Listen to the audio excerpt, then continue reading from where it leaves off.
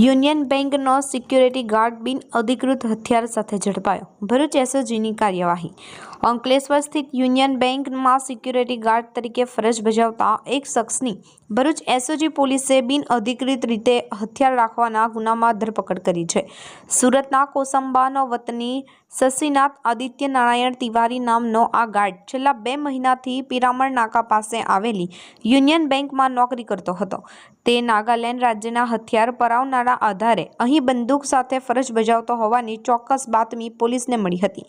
બાતમીના આધારે SOG staff તપાસ હાથ ધરતા શશીનાથ પાસેથી નાગાલેન્ડના દીમાપુર જિલ્લા મેજિસ્ટ્રેટ દ્વારા જારી કરાયેલ હથિયાર પરવાનો મળી આવ્યો હતો.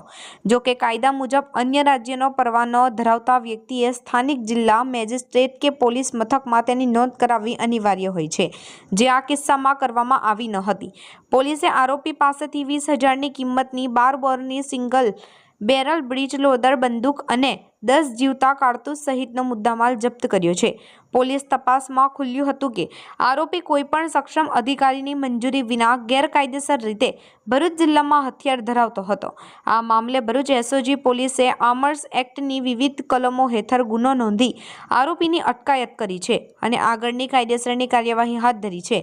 બેંક જેવી સંવેદનશીલ જગ્યાએ આ પ્રકારની બિનઅધિકૃત હથિયાર સાથે ફરજ બજાવતા શખ્સની ધરપકડથી સુરક્ષા એજન્સીઓમાં પણ ફફડાટ વ્યાપી ગયો છે.